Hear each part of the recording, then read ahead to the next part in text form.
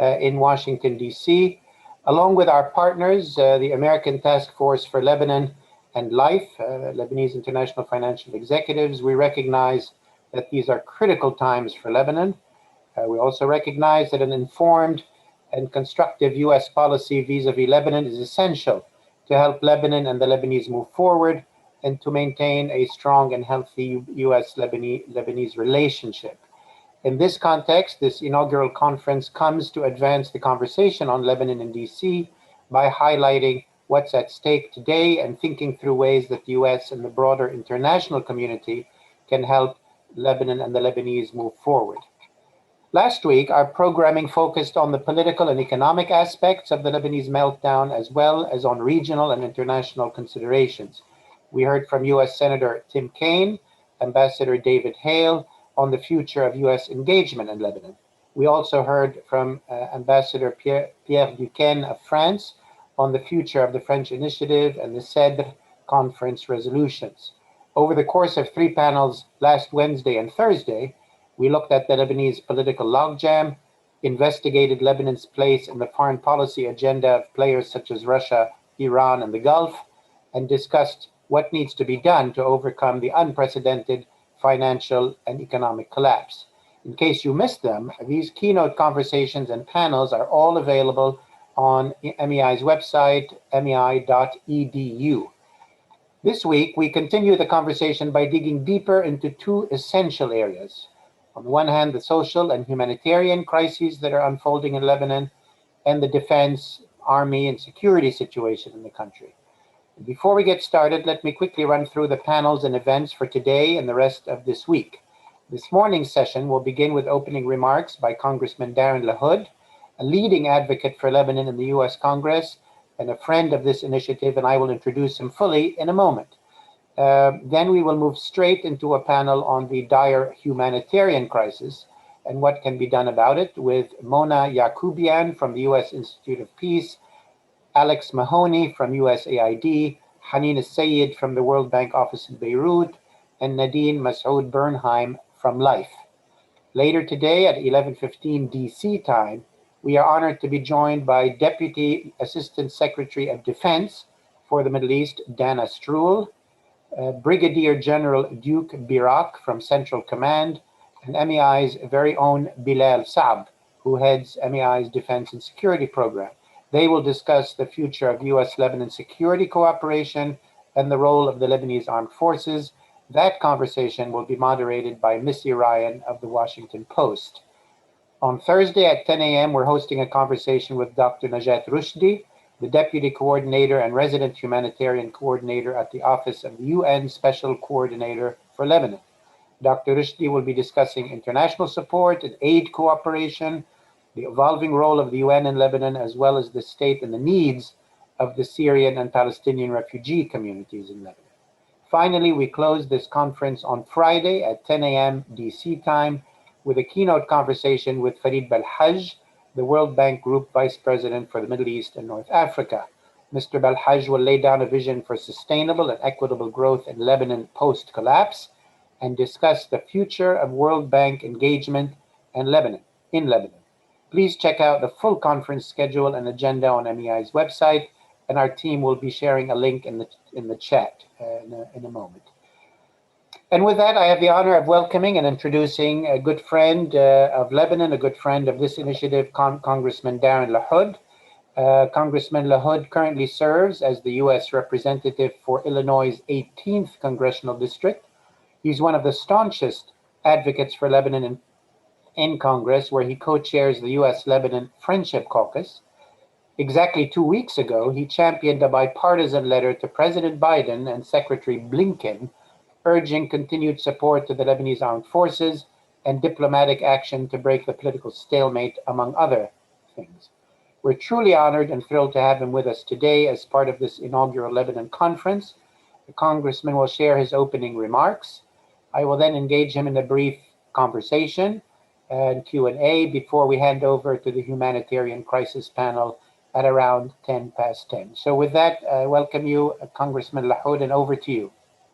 Well, thank you, Paul, for that nice introduction. And let me just acknowledge the conference. Thank you for doing this inaugural conference. And kudos to MEI and ATFL and LIFE for coming together.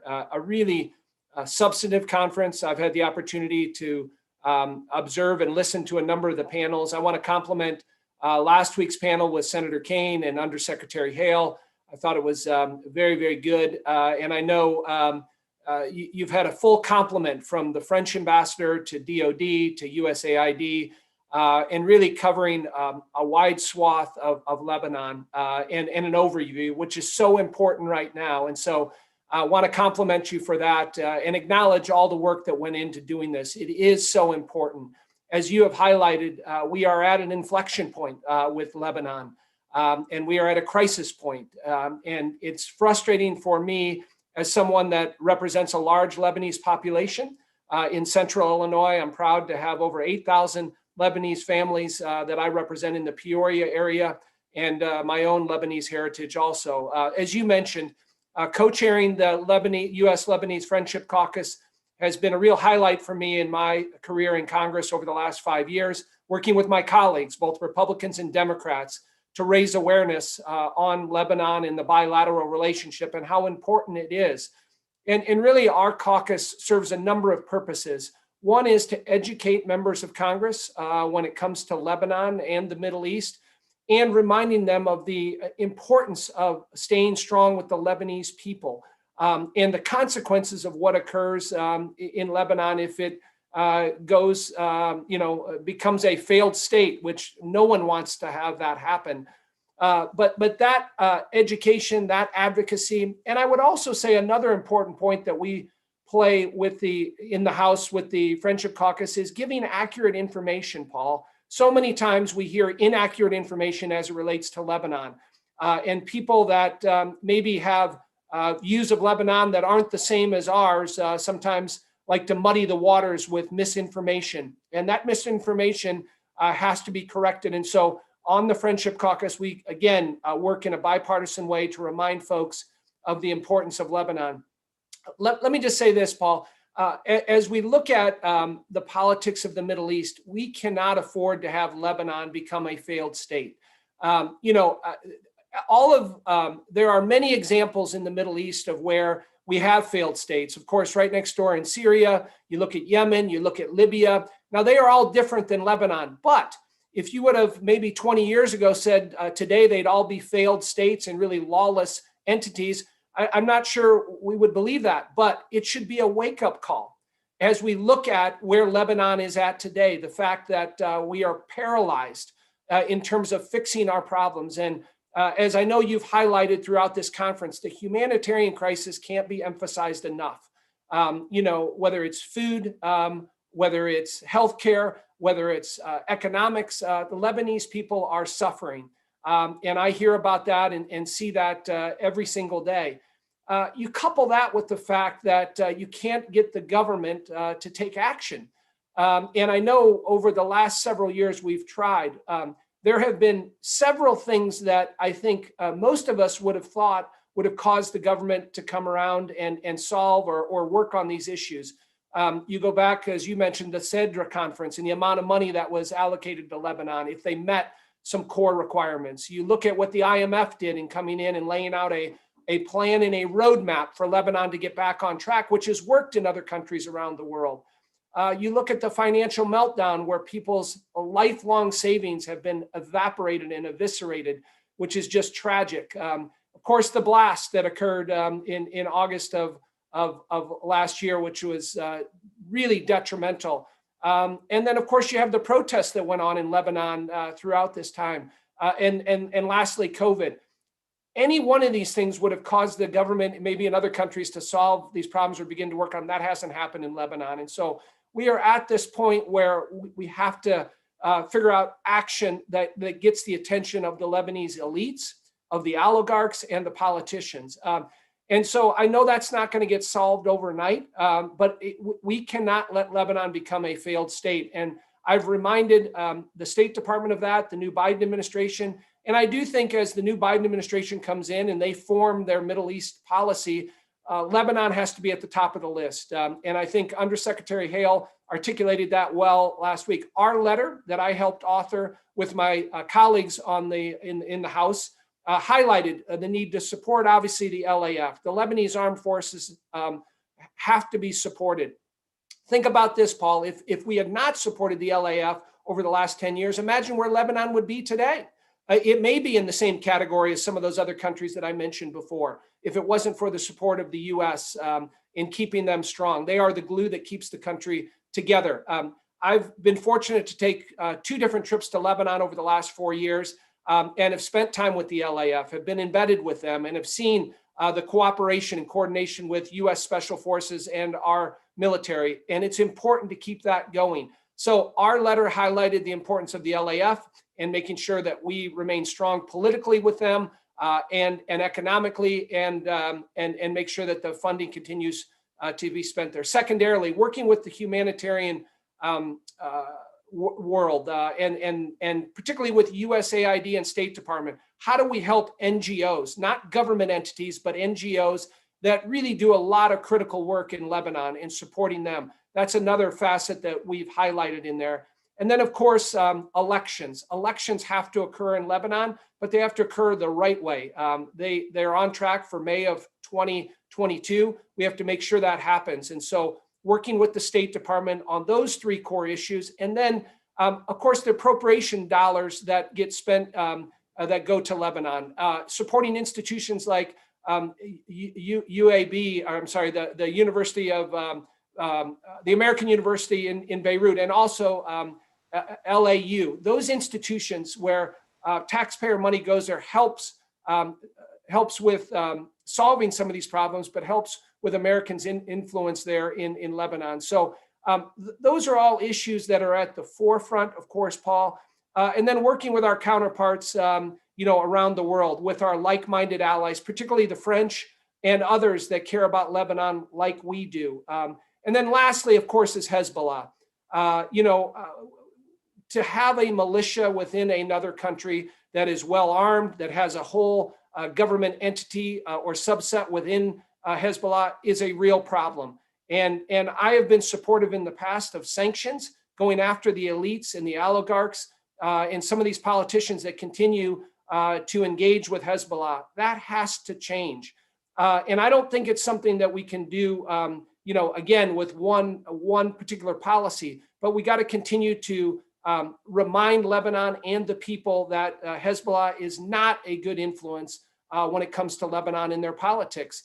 And unfortunately, none of these things that have occurred or happened have helped to change that, Paul. But again, we have to use every tool in the toolbox when it comes to going after Hezbollah. I also think as we look at JCPOA, which of course the Biden administration is engaged with Iran, we have to look at how we use the leverage with Iran to put pressure on Hezbollah.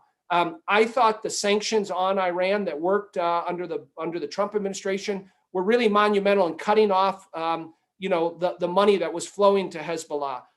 And I also think taking out Soleimani was sent a message to Iran and Hezbollah that this type of activity that Iran continues to engage in Lebanon, in Syria, in Iraq, has to be stopped. And we have to continue to have a strong message when it comes to Iran's influence in Lebanon. It is not a good one. It has been detrimental and continues to cause many of the problems that we see in Lebanon today. And again, you got to be careful on how you navigate that within the Congress. We can't cut off Lebanon. We have to navigate these waters very, very carefully in strategically going after Hezbollah, working with the LAF, working with our allies, but they are not the influence that we need in Lebanon now. And so those are a few of my thoughts, Paul, on where the Friendship Caucus is at in the House. And we have asked for a meeting with Secretary Blinken and his team to talk about these things when we get back in June. He's still putting his team together as it relates to the Middle East and particularly with Lebanon. But we're looking forward to that meeting and a dialogue and discussion on many of these things that you've put forth. And lastly, the ideas and recommendations that come out of this conference, Paul, will be important for us as a caucus. in working in the Congress in a bipartisan way to try to get some of those things accomplished through public policy measures, through legislation, working with the administration on executive actions. The bottom line is our goal is a independent, prosperous, sovereign Lebanon, and it's important for the U.S. that we have that, and that's our ultimate goal. Thank you, Congressman Lahood, for those opening remarks and for all of those efforts. Let me ask you if you could explain a bit the relationship, or what are the things that Congress can do itself? What are the things that it sort of urges the administration to do? Obviously, you've issued appeals. You want to work closely with the president, with the Secretary of State, and all the agencies of the administration. The Congress, of course, controls the purse strings and the budget. Could you tell us a bit more what the sort of budget situation is? Obviously, these are tough years for the United States and the pandemic and the socio-economic situation, so there's a lot of priorities. The U.S. has always been a generous funder of many things in Lebanon. Is it looking like the funding is sustainable? Might it increase? Is it under threat to decrease? So a few words about funding. And on sanctions, obviously you mentioned them. Some come from the administration. Some are linked to legislation directly that comes from Congress. Do you see any new sanctions coming down the road, whether they're linked to corruption or blocking elections or other things? So money and sanctions, what are your thoughts? Yeah, Paul, two very important topics on money, on appropriations.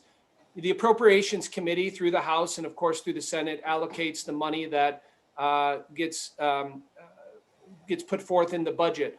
And we've been, I and the caucus have been very supportive of the allocation of appropriated dollars to Lebanon, both on the humanitarian front and on the military front. As I talked about, the support for the LAF, which is roughly over the last 10 years, about $1.3, $1.4 billion, a lot of money. That has come through the appropriations process. Every year, there's a request put forth by the State Department, but that has to be passed in the House. It goes through the committee process. And so every year we write a letter that goes to the Appropriations Committee, and then we talk to our fellow members on the importance of that money. And again, this is where our advocacy, our educating members of Congress, and maybe they don't know about Lebanon or the intricacies of the politics or how important the bilateral relationship, or what happens if it becomes a failed state, and what that means to America. So we will continue to advocate for that. It's never a guarantee, Paul, and there are members of Congress, unfortunately, out there that sometimes are working against Lebanon because of the relationship with Hezbollah. And so it's important that we set the record straight. We talk about the importance of supporting the LAF, which is, again, has a close relationship with our U.S. military. And if we don't support the LAF, the collateral damage and the consequences that will be done because of that. So there is never a guarantee from year to year, but we will be engaged in the appropriations process. I would say this, Paul, I think we'll get I'm confident we will advocate for the amount that we got last year. We'd love to get more if we can through the State Department and working with our colleagues on that, both on the humanitarian front. And I think there will be an effort to work with USAID on humanitarian efforts, again, that goes to non-governmental organizations and not the Lebanese government. I think it's important that we stress that. And so the appropriations process will get geared up here in June and July, and I remain optimistic that we'll be able to get that needed funding for Lebanon. On the sanctions issue, what I have tried to, listen, I think allowing the State Department and the Treasury Department to implement the sanctions in a strategic way has been beneficial. And whether that's under the Trump administration or under the Obama administration or now under the Biden administration, which of course issued some sanctions against some Hezbollah officials about a month ago. I think that's the best way to do it. What I don't necessarily like is in Congress, we have some of our colleagues that want to condition sanctions on funding. I think holding funding hostage to the Lebanese people and to the LAF is not the right approach to take on that. And so I don't want to speak for all of my colleagues within the U.S. Lebanese Friendship Caucus, but I think the vast majority of them agree with that. I think, again, it's fine to have a debate and a dialogue and a policy discussion as it relates to Hezbollah, but I think tying sanctions to aid is the wrong approach to take. I think working with the administration on this is the approach that I think works best. Thank you, Congressman. Let me ask another question. You mentioned a number of other issues, obviously Iran and so on.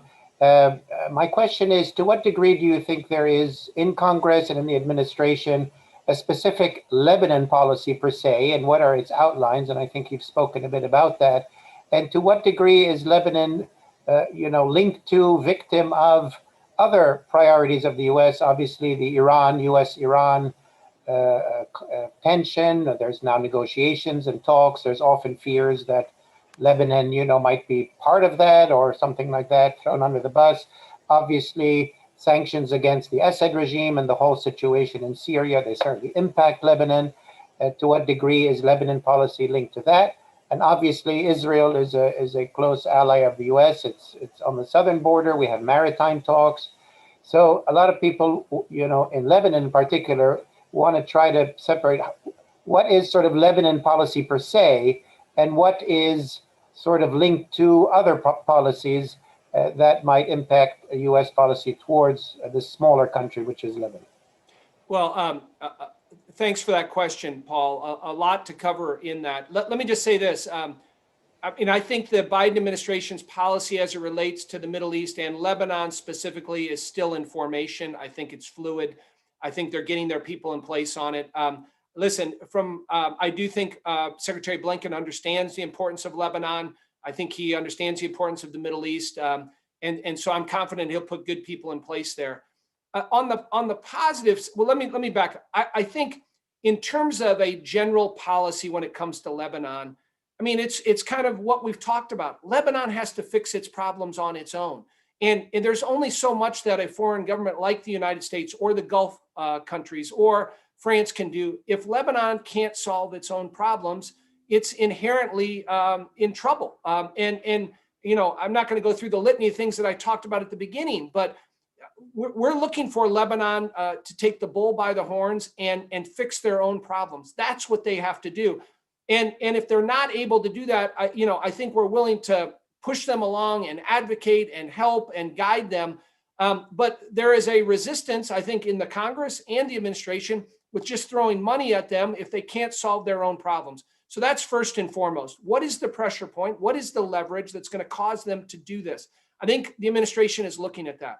On the positive side, Paul, I do think fixing the maritime border with Israel is important. We've made a lot of progress there. I think the potential for gas reserves in the Lebanon is a great story. Lebanon needs some good news. And clearly there is opportunity there that could be beneficial to Lebanon economically. But you got to fix that maritime border. I think we're close on doing that. But getting that done, I think will send a message that Lebanon actually cares about working with other countries in the region to get that done. Secondarily, I do think Ambassador Shea is a good fit for Lebanon. She has been forceful. She's been strong. I think she has the attention of elected officials there and other politicians, but she can only do so much. But I do think she's got a good knowledge about Lebanon, and I think that's positive. As I mentioned earlier, our work with LAF's work with DOD and Special Forces is strong and remains strong. So those are on the positive side. But of course, on the negative side, to think that Macron over the last 6 months has visited there 2 or 3 times personally and can't get this done, I think is problematic for the long term. And so as a general policy, as we look at how are we going to, what are the mechanisms, what are the pressure points to make Lebanon make these changes they need? As you know, Paul, Lebanon is resilient. Their people are resilient.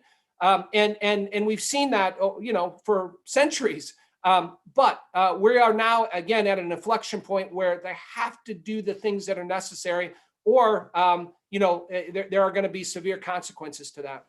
Thank you. None of us could agree with you more. That's absolutely the case. Congressman Lahood, I want to thank you for everything you do for Lebanon, for U.S.-Lebanese relations, for helping the Lebanese people move forward.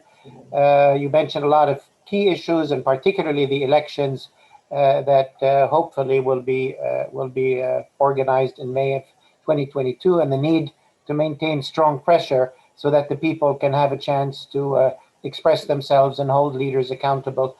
Thank you for taking the time with us this morning. We will send you sort of the summary of the whole conference proceedings after we finish everything, and hope that will be useful to you and to your caucus as you continue your valuable work. So thanks for being with us, Congressman Lahood.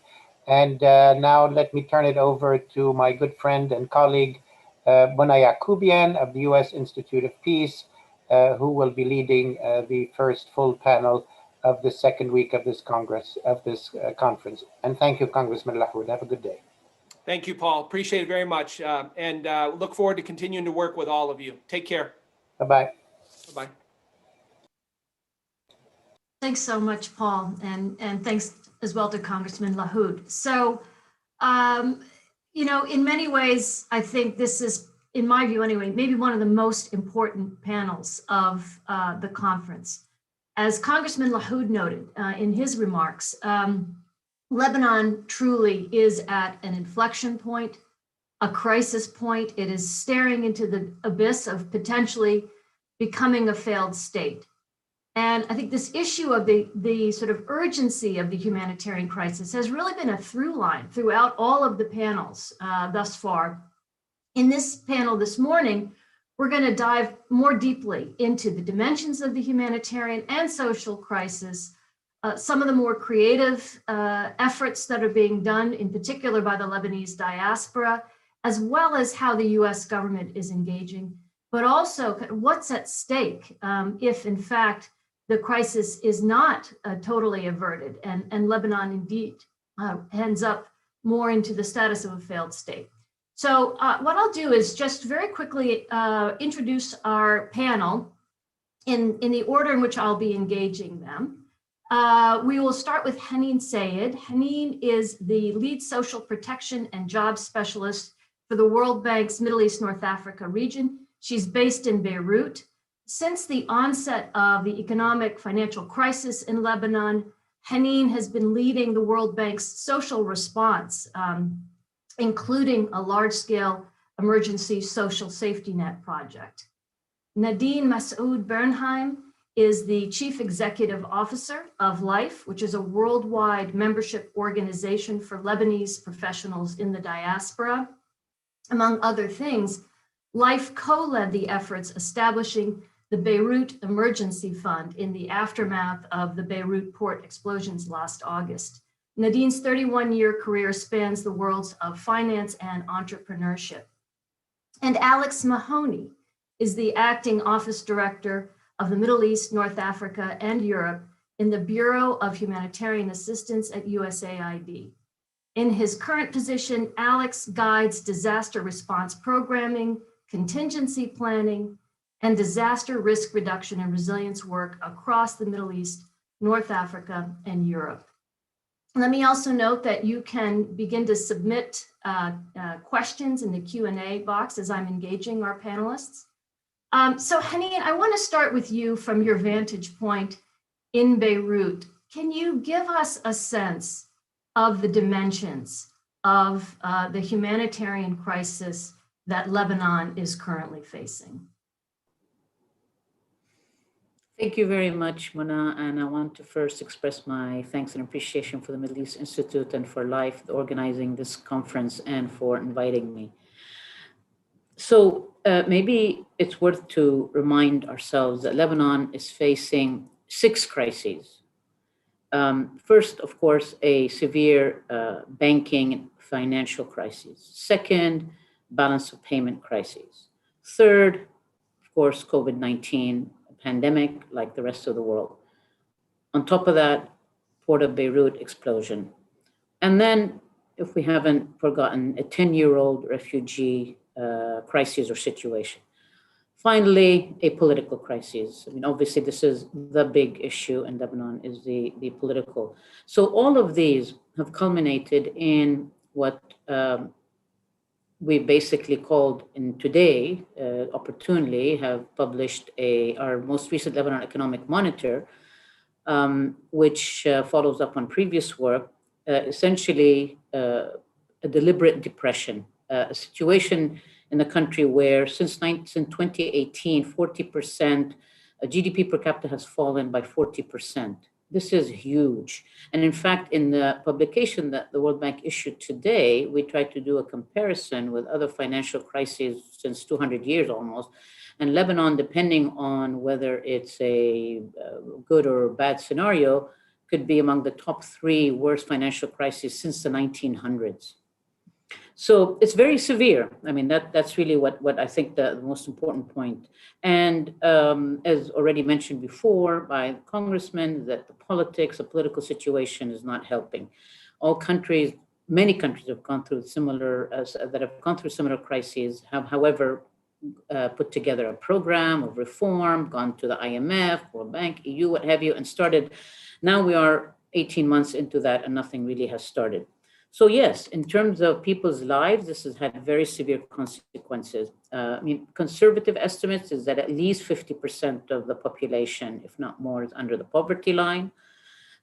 This is about, for Lebanese alone, 1.7 million people, 1.7 to 2 million, but also for non-Lebanese, particularly refugee community, which is also seeing very high levels of increase in poverty. Anyone who is in the labor force, working or not working, and is paid in Lebanese pounds, is seeing their purchasing power and ability to survive severely impacted. We have a situation where, through some recent phone surveys, at least 40% of the people that were surveyed say they cannot access the basic food and other needs. Healthcare service, access to healthcare at something like 40%. And a recent phone survey also said they cannot access healthcare adequately. Education, human capital, a very critical aspect of what's happening in today in Lebanon, and I can expand on this further. But even before the crisis, education quality and access was not as it should be for a country of Lebanon's income level, where only about 6 years of actual learning were taking place for Lebanese students, and dropout rates were high. And now we know that this is even further impacted. So the threat to human capital, very, very important. It's had long-term consequences on the development of the country, is very real. Unemployment, of course, while we don't have official numbers, but they could be from small surveys that have been conducted up to about 40%. So it's really has had a huge impact. And now if we are going to, there will be subsidy reform, and I will speak about this later, but that will also have another very large social impact on people. Putting all of this together, there's a real worry and threat to have actual civil unrest coming out of this. Lebanon already was classified by the World Bank prior to the crisis as a FCV country, what we call fragility, conflict, and volatility classification. And this could certainly potentially be even more so going forward. Let me stop here. Mm-hmm.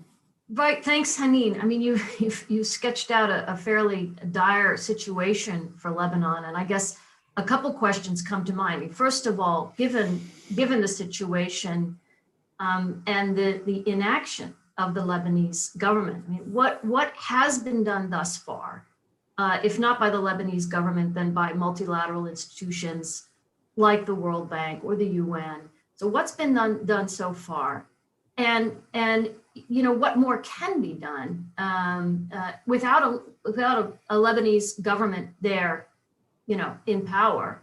And then finally, and what happens if, you know, where does this go if in fact more urgent action isn't taken? Does Lebanon reach a point of no return? You've talked a little bit, you've touched on some of the longer term development impacts of the situation, in particular in the realm of education.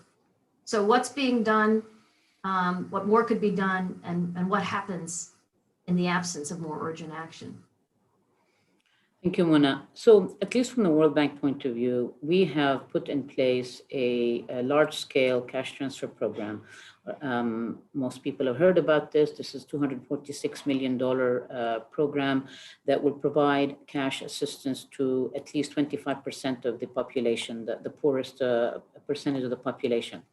That program can go a long way in terms of at least helping people to survive. This is not, of course, the ultimate solution. Much more structural and reform needs to be done, whether it be in social protection or health or education. But at least for now, this program was meant to help people survive this very severe contraction of the economy. Unfortunately, it hasn't started yet. This has been 6 months that it's been approved by our board of directors, and yet it hasn't started implementation. Yet this remains what is needed for this critical period. Now, there have been efforts, of course, by UN organizations, by NGOs, both local and international, to also put in place either similar cash transfer programs or other sort of emergency need programs. But my view is ultimately for something like this to become expanded and to reach a large part of the population, you need governments to do this. And this remains what we are pushing on. Of course, we're very keen on ensuring financial and accountability, transparency. We have very strict measures that are in place that if the program implements have to be undertaken. So that remains a focus of the World Bank. And most importantly, to try to build systems, because ultimately, without institutions, Lebanon cannot come out of this crisis. Any reform program, I mean, we can come up with a long list of reform. Who is going to implement it? Where is the capacity? That has to be also maintained and there's a real threat to it now as the crisis deepens and strengthened. And so this is also a focus of the World Bank. So I think these are very, very key aspects. Now, where would this go? I mean, how far can things go in terms of decline and poverty? Well, they can get worse, unfortunately, if nothing is done, and if nothing is done at a scale. I mean, I want to emphasize this issue of scale, because the problem or the situation is such a large scale, you're going to need programs that are of scale. Things can get worse. I mean, again, from the report that we just issued today, it might take Lebanon anywhere from 12 to 19 years to get out of this, to recover in the sense of getting back to 2017 income level. 12 years is the good scenario, as in getting going, program together, go to the IMF and so on, and start implementing, have the capacity institutions, but it could even take closer to 19 or 20 years. So, and this would be very catastrophic for the country and for the people and for the region. So one last question on the current situation, which is this issue of subsidies. There's certainly been press reporting that as foreign exchange reserves dwindle, that the government may be forced to, not in a managed fashion, but essentially be forced to remove subsidies because they simply cannot afford to pay them. There's already issues around medicine shortages and other things. Can you say just a word about the situation regarding subsidies, and is there some looming date that we should all be focused on? Right. So thank you for bringing this up, because this actually can only make the social situation worse. So on the one hand, having a subsidy regime does help from prices increasing dramatically, at least for some of these products that are so-called subsidized. But this kind of subsidy, which is foreign exchange subsidy, in fact, is what it is, has a lot of negatives. I mean, first, it distorts prices. So it's very distortionary. You don't have real prices in the economy going on. Second, it's expensive. As we know, it's a drain on the foreign exchange, foreign reserves of the central bank. And thirdly, it's regressive, because essentially it benefits those that have more cars, that have bigger houses and use more fuel and so on. So for all these reasons, and this again has been something we've written extensively about, subsidy regime needs to be reformed. So it's not a matter of if, it's really a matter of when and how. And we've analyzed 3 scenarios. The first one would be an orderly subsidy reform or foreign exchange subsidy removal, where there would be consensus, there would be government plan, there would be political and security, and then there will be a large compensation scheme put in place to help people cushion the impact. So that would be the optimal way to go to address the subsidy reform. And the government seems to have put something now, at least a proposal. We don't know, however, if it will, how and when it will be implemented, because one, they have not figured out where the financing comes from, and second, they need a database, and all of this requires a lot of work. The second possibility scenario is a non-coordinated foreign exchange subsidy removal, where the central bank would simply just stop.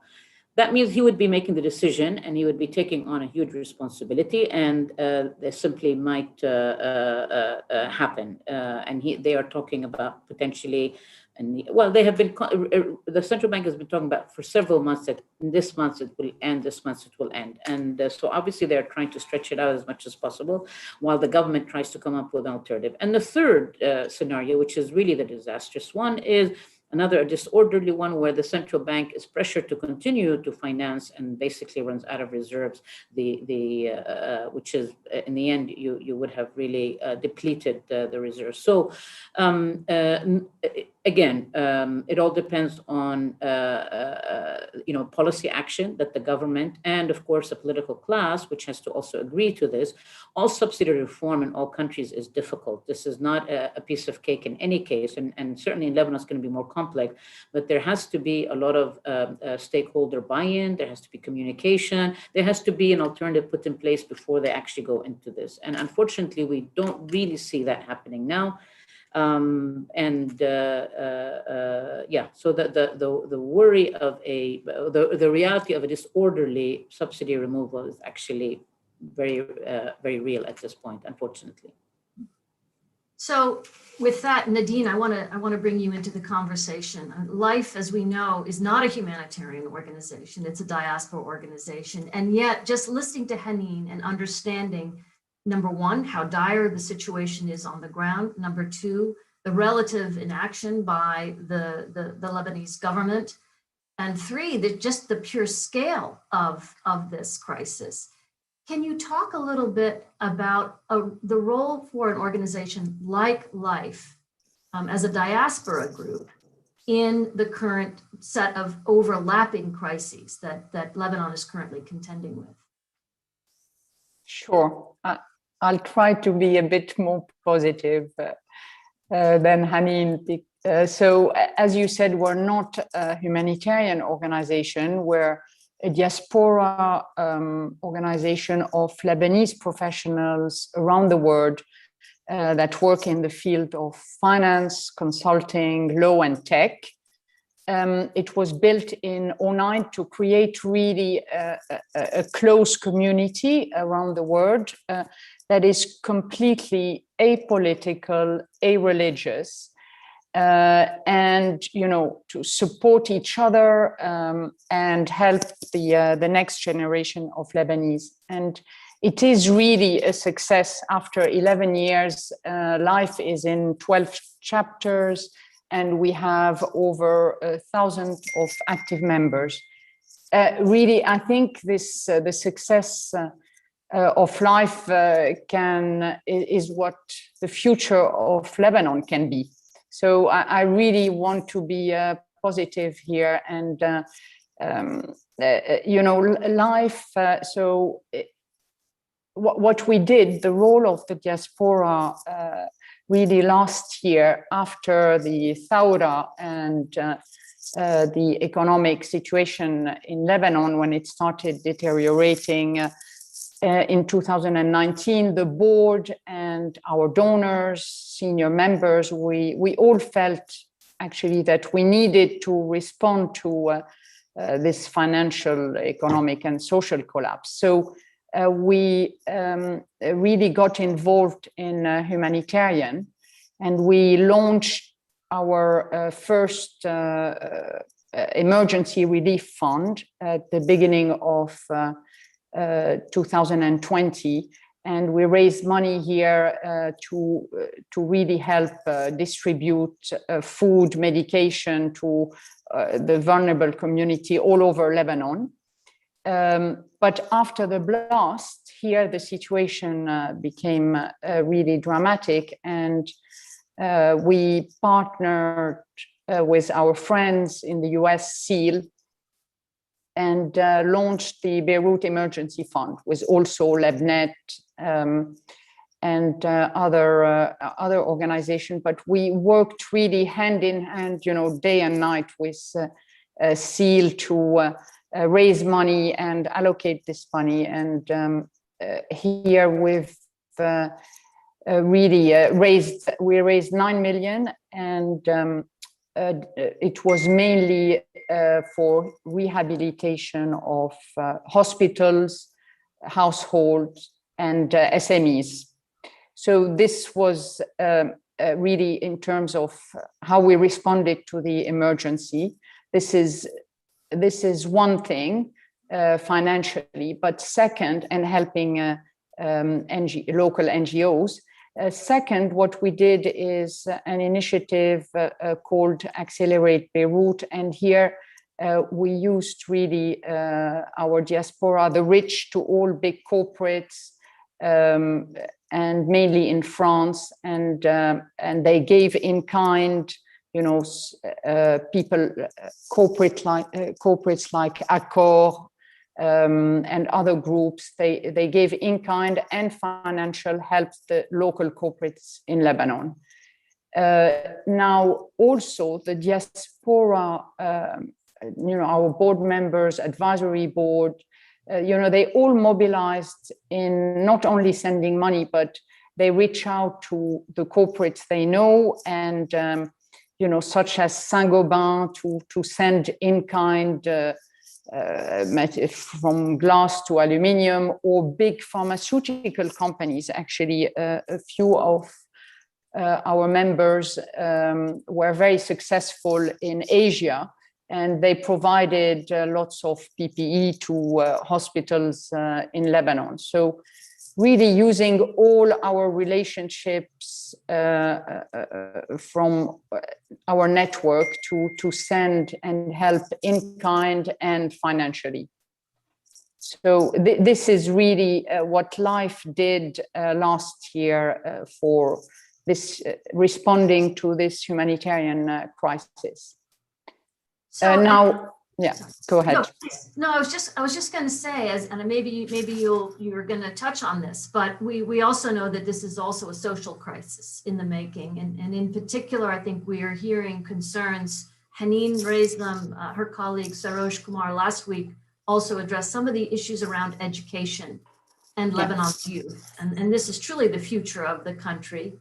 And I'm wondering if you could talk a bit about the role organizations such as LIFE, diaspora organizations, can play in sectors like education sector and with youth. Yeah, so exactly. So, this year we're back to our core mission, which is actually education, job creation, as well as advocate for a new Lebanon.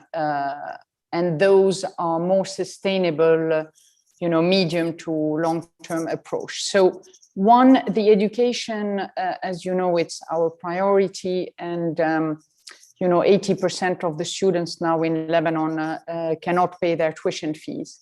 So what we're doing here is, we're giving we give scholarship, so financial aid, but not only that, we match every scholar to a mentor from our network who follows the scholar and help him find the right job and the right internship. And actually 100% of our scholars, we've already educated 350, find job within 3 months of graduation.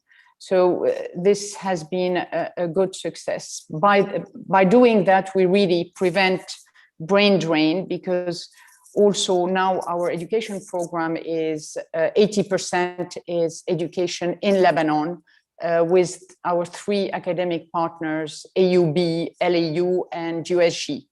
So instead of, it used to be 80% education abroad, now we reversed it since last year, to help prevent this brain drain.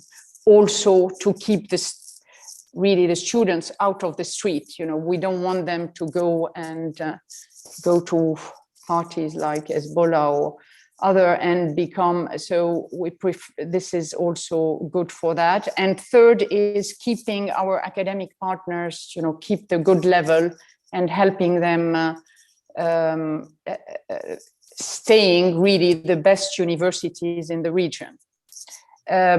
So this is what we're doing with education, but also what we're helping is in helping SMEs, coaching and mentoring business owners, and this by using the consultant in our network. So we have a program, for example, we're starting with McKinsey, we selected 17 SMEs, and we're going, the partners at McKinsey, it's all pro bono, will help for 6 months those SMEs develop their business, and this is good for job opportunities in Lebanon. Third thing, we also, with Endeavor, we always work with partners. With Endeavor, we help startups, entrepreneurs develop their business in Lebanon, and we bring the VC from our network to help those entrepreneurs. Fourth, there's also all the outsourcing. Now that Lebanon is becoming competitive, we really developing the upskilling talent with 3 academies, coding academies, and this would bring fresh money to Lebanon, and we're using our global network to hire in Lebanon. The good thing from COVID is that we know now we can hire remotely, and it works. So this also would avoid the brain drain. And finally, with MEI, ATFL, our advocate pillar that was created in January 2021. So we're working very closely with the international community, mainly the French and the US, to influence the right reforms in Lebanon.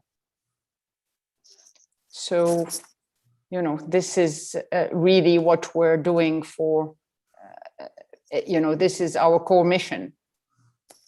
Given this, in particular, I think given the size of the Lebanese diaspora and its skill base and everything else, it seems that there really is, an incredibly important role for the diaspora to play, even going forward. You talked a bit about the new Lebanon, and we've heard in other panels about thinking about a new economy. Maybe just a couple words before I turn to Alex and Nadine from you on sort of broadly how the Lebanese, what sort of role you see the Lebanese diaspora playing going forward. I think that, for the moment, asking the Lebanese diaspora to invest in Lebanon, it's not going to happen. Because, unless we have a complete political change, this is not possible. But the diaspora is really here.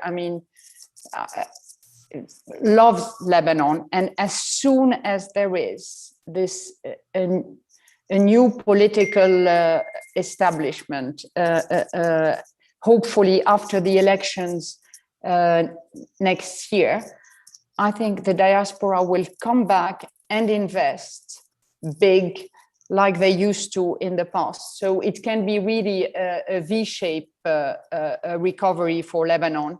And I'm really very hopeful. So this is how I see it.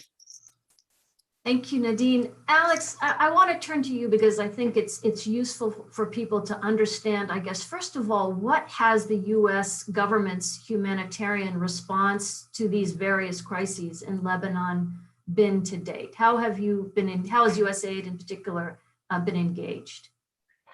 Sure. So let me just start with the big picture, which is that since 2012, the U.S. has provided 2.9 billion in assistance for Lebanon, and that includes both humanitarian but also development assistance, and that's 396 million in fiscal year 2020 alone.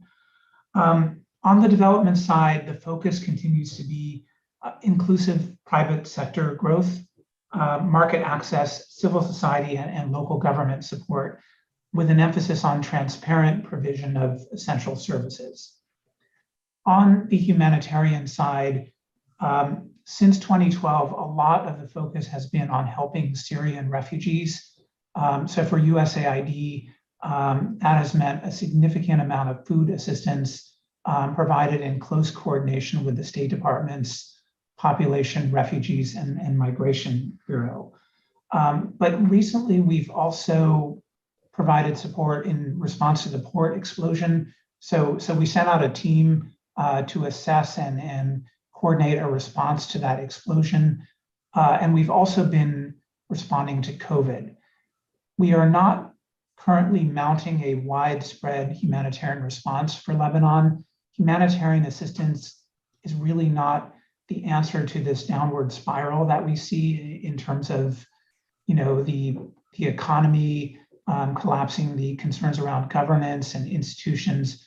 Those are bigger problems. So humanitarian assistance is a last resort. It is something that we are looking at very closely, and we would be prepared to provide, but it's not the answer. To go back to the conversation earlier about a failed state, once you have to rely on a large scale in terms of the humanitarian assistance that we provide, you're already there. So the goal really needs to be to prevent us getting there. I mean, Alex, can you talk a little bit about, I guess, some of the challenges, though, that the U.S. government faces in Lebanon, given this political crisis, the stalemate that's there, the fact that you really don't have, other than a caretaker government? How does that impact your ability to engage now in order precisely to sort of forestall the kind of much more dramatic crisis, I think, that everyone's concerned about? So the challenge, as you've already heard from our colleagues from LIFE and the World Bank, really you need a government that you can engage with to manage a problem like this at scale. Without that, without the capacity, without the capability, the challenge becomes much greater. So the way USAID works is through NGOs, through universities, through organizations that we know well and that have the capacity to provide support. It's actually a common model for USAID around the world to work through NGOs and international organizations. So that's how we do it. But with that missing piece of a capable partner in the national government, it makes it much more difficult. And I think while everyone's desire is that a complete collapse of the state, a total meltdown is what we would hope to avoid, I think it's useful for the audience to understand, though, what it means when should that happen, should that worst case scenario come into being. How would an organization, how would the U.S. government respond? How would USAID respond?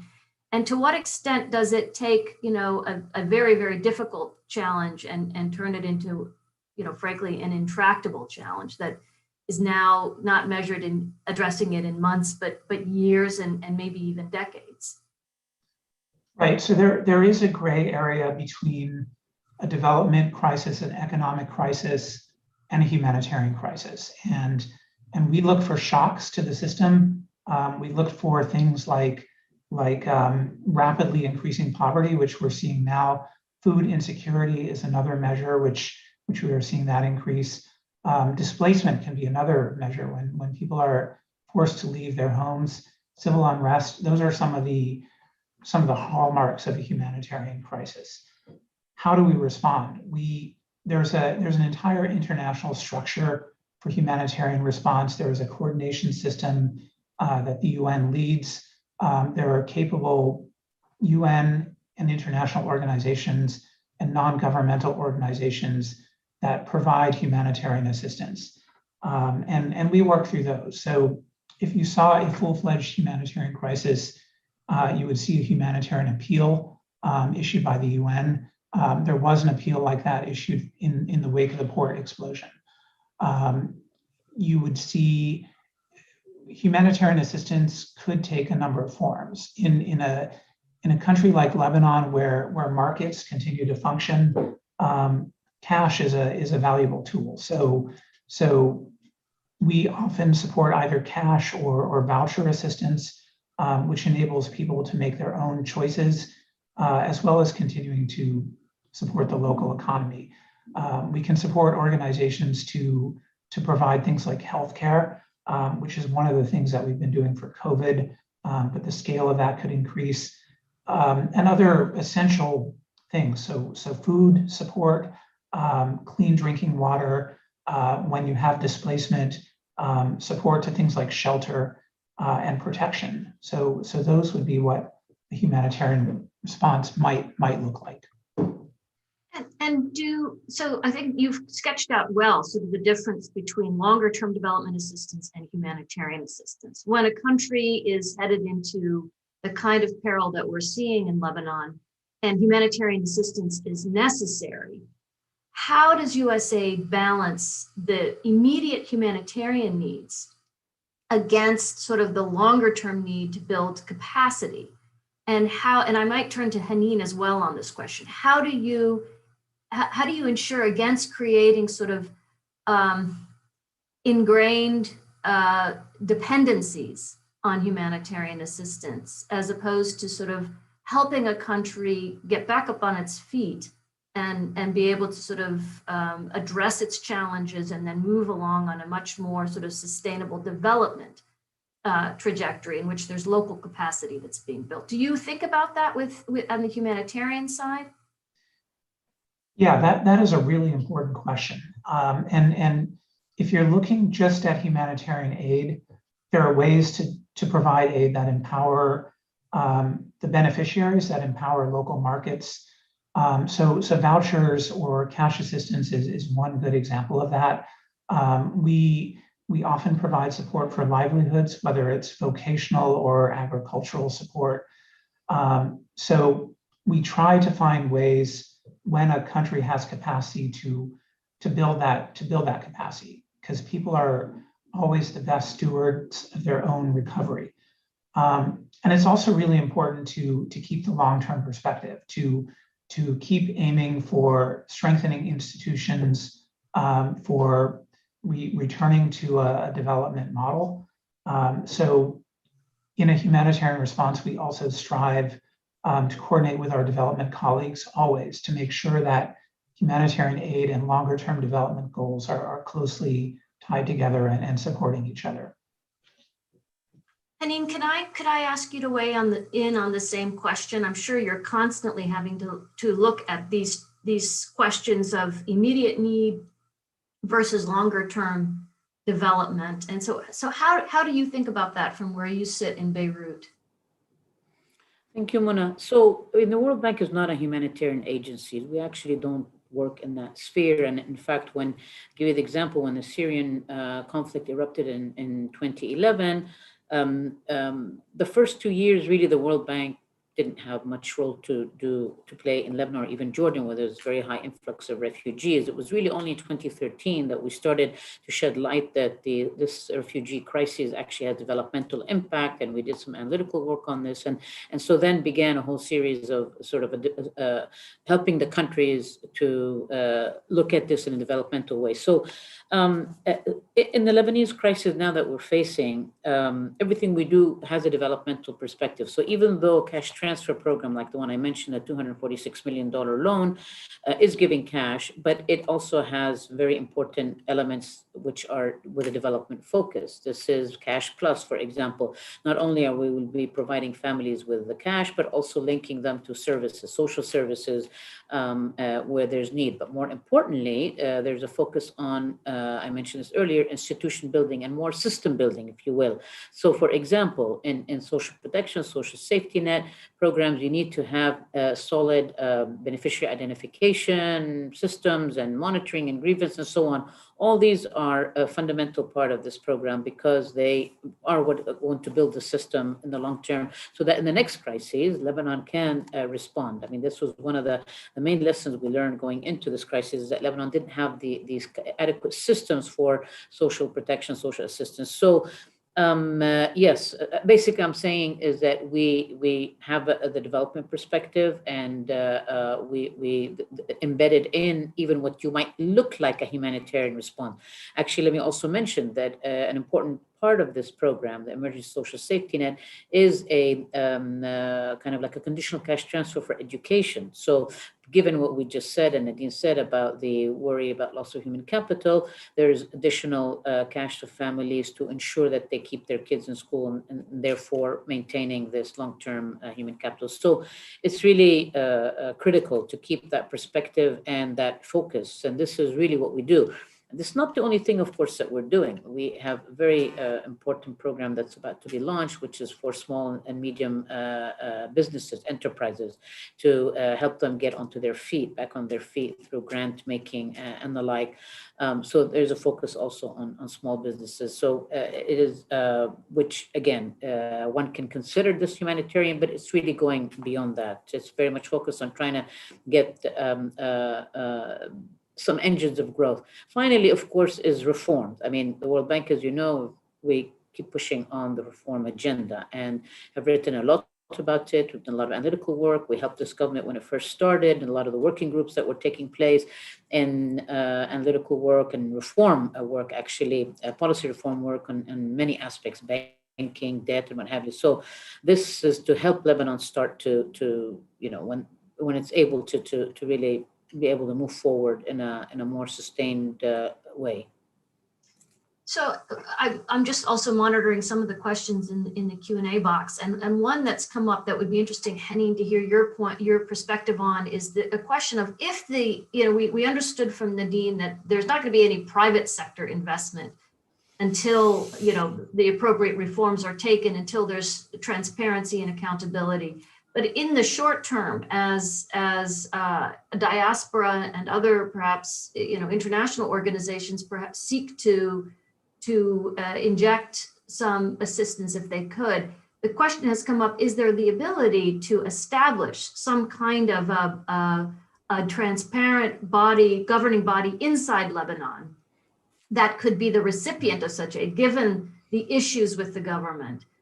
Has the World Bank thought a bit about how you bridge, for example, diaspora organizations to local, let's say, NGOs in the country? And what are the ways in which those kinds of efforts might be facilitated?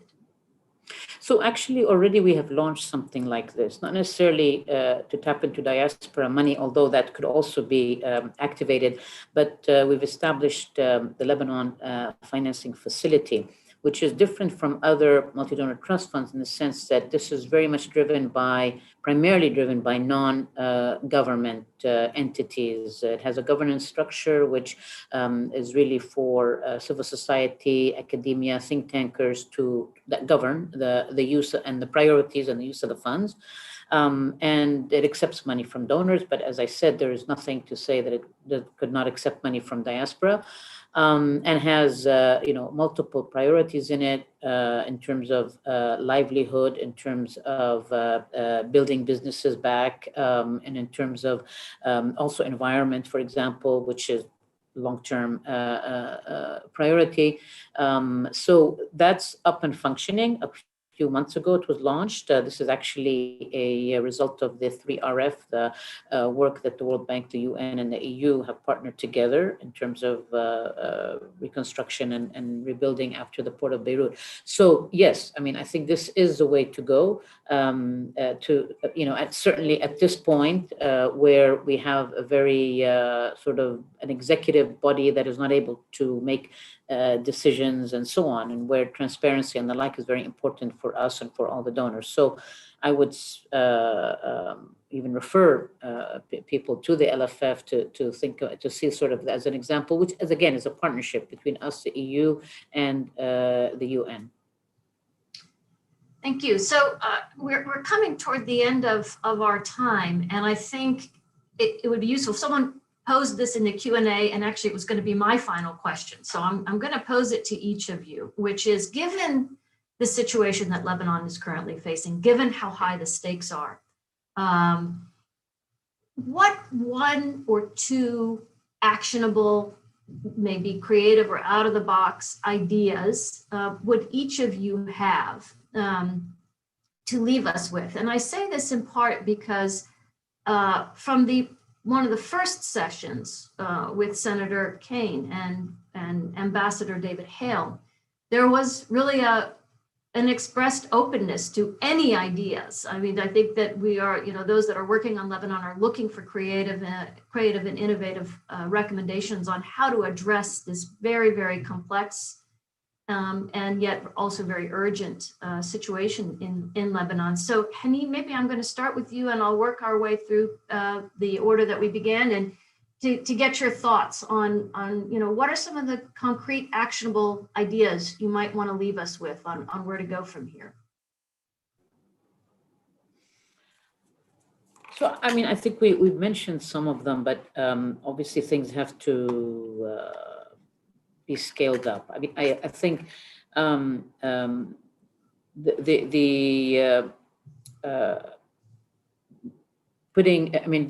sort of working along the line of some emergency fund, building on what exists, expanding this, moving, urgency is really time is of the essence.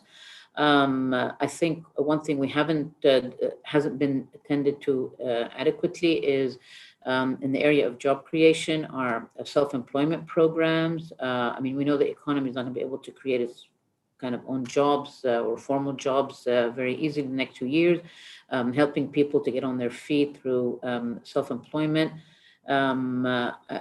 So in a way, sort of a humanitarian program, in addition to job creation, tapping into the diaspora. Yes, I fully agree with that. That has not been, I mean, we have had many discussions, but thinking a bit more about how that can actually, happen. And finally, I would say, and this is a harder one, but paying attention to the depletion that's happening in the institutions. Certainly people are paid very little now compared to what they were before, and they're very demotivated. But again, I want to repeat, Lebanon cannot come out of this crisis without having stronger institutions. So there needs to be a bit of a focus. It's hard work, but I think if there's a kind of a unified effort on this, we could make a difference in this. Thank you. Nadine, what are your thoughts?